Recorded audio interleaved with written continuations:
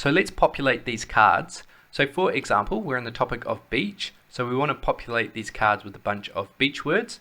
The first part of the card will show the English by default, and on the reverse side we'll have the Chinese, and later on we'll update that so that can be customized, so we can have the Chinese shown first if we want. So first step to doing that is we'll go to Flashcards Notifier,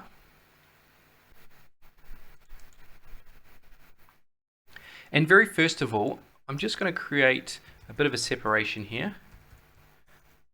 So all of our animation code is done, so I'll just create sort of a break here to say yep, this is all done. So now we can concentrate on building the logic to display the words on the cards. So to do that, I'll first create a couple of variables. The first will be of type word.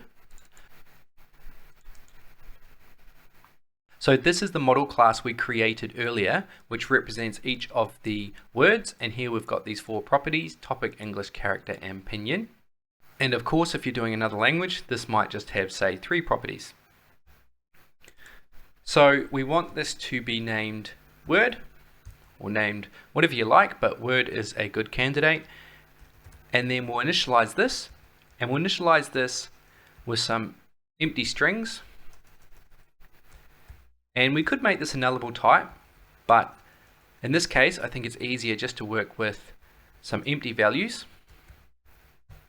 Okay, so that's going to represent the given word that's displayed on the card at any given time. Next up, we want to create a second variable, which will be a list of type word, and we'll name this selected words and initialize this with an empty list.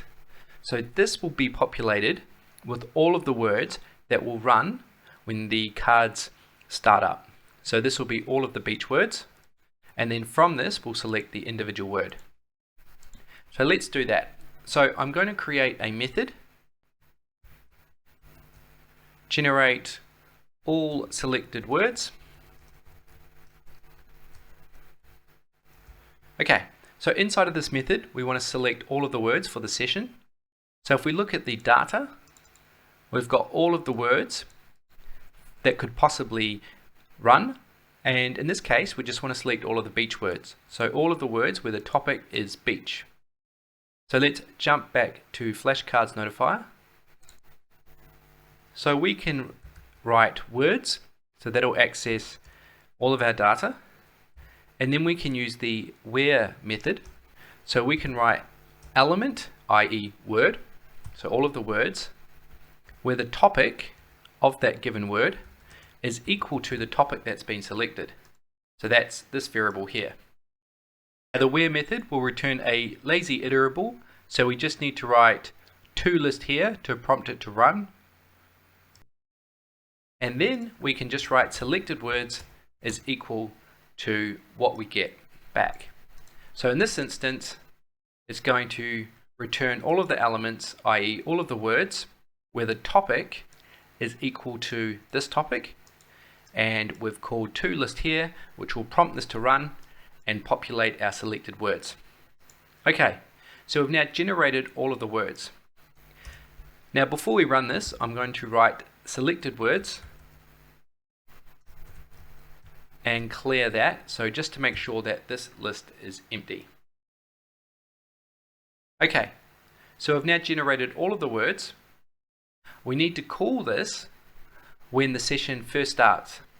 So here in the flashcards page, the first thing I'm going to do is actually put our flashcards notifier that we're accessing through provider in a variable.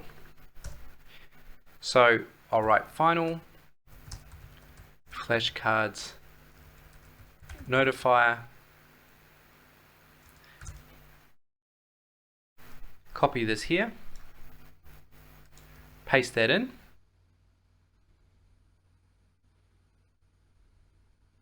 So I've just reorganized this so we can now just access Flashcards Notifier through this variable, and now we can call that method we just created generate all selected words.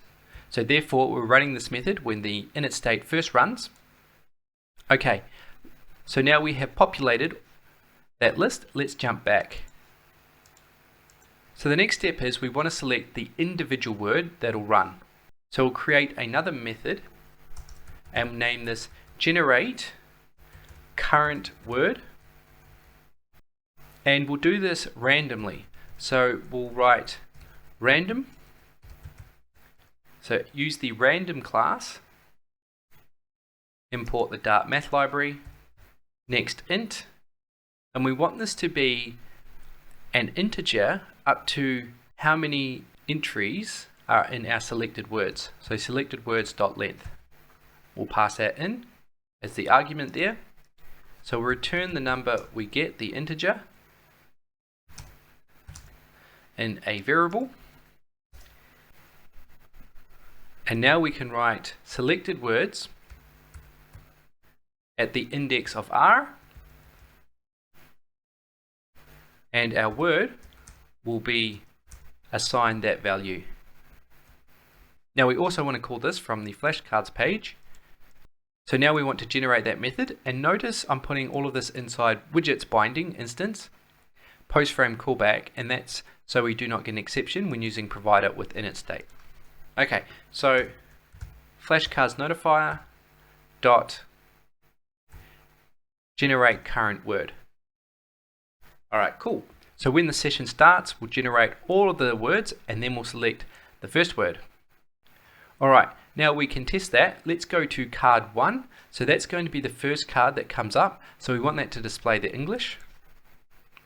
And down here in the container, in card 1, create a child, and we'll just create a text, and here we can use notifier to access flashcards notifier word dot English. So we want to display the English first. So the cool thing about using this model class is we can easily access all of the different properties here, so the English, pinyin, and character. Okay, so let's see how that looks.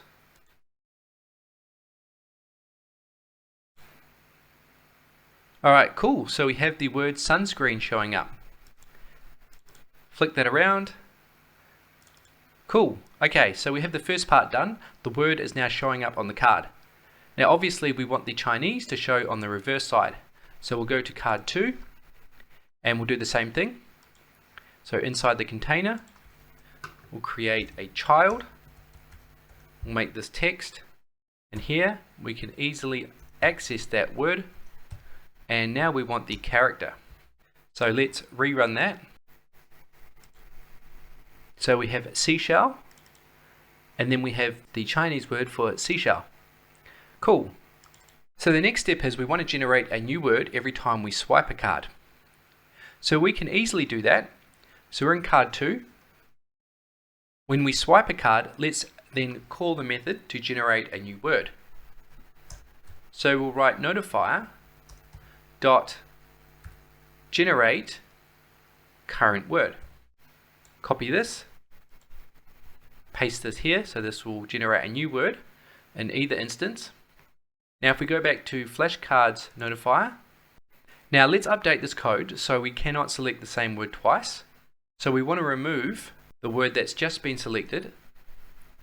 So we use remove at, and we'll pass in R. So after we choose the selected word, we'll then remove it from the list, and eventually we're going to run out of words, so we should first check that selected words is not empty. So we can write if selected words is not empty, in this instance we'll run this, else let's just print out all words selected. So now let's see how that looks. So we have surfboard, flick that around, we have the Chinese word. Now that is back to front, so we need to fix it up. We'll do that shortly. Let's flick that around, and we have seashell, sunscreen, swimsuit, and all words are selected. So we're just now going to have swimsuit forever. Cool. Okay, so that's working. But there was one little issue, and that was when we flick away a word, it updates as it's been flicked away. So that doesn't look very good. It should stay on that card until it's been completely flicked away. So we can get around that small issue by creating another variable, so duplicating this word variable, and we'll rename this word 2. And we'll name here word 1, just to make this nice and clear. Put word 1 on top of word 2. Okay, so now word 1 will represent the word on card 1 and word 2 will represent the word on card 2. So let's go to card 1, update that to word 1, go to card 2, and here we can see that's already word 2, so don't need to update that. Okay, so back to Flashcards Notifier. We now have our selected word split up. So now we want to set word 1 equal to word 2, but we want to have a little bit of a delay for when word 2 is set to word 1. So therefore, when the card swipes away, this word remains. So how long should that delay be? Well, let's set that exactly to the time that it takes the card to slide away, which is 600 milliseconds. So what I'm going to do is store this as a constant. So now back in our constants, I'll create a const of type int,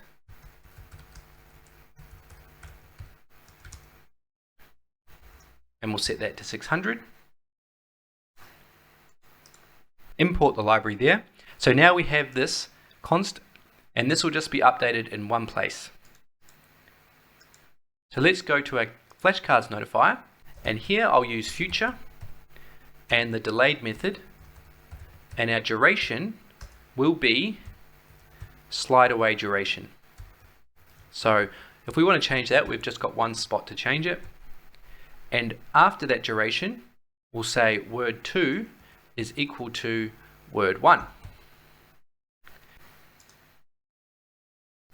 Okay, so let's test this out. Let's choose a different topic, birds. So we've got kiwi, this spins around, then we have kiwi here. Cool, and we can see that the word did not change as we flicked away that card. Okay, cool, so now we can cycle through all of the different words.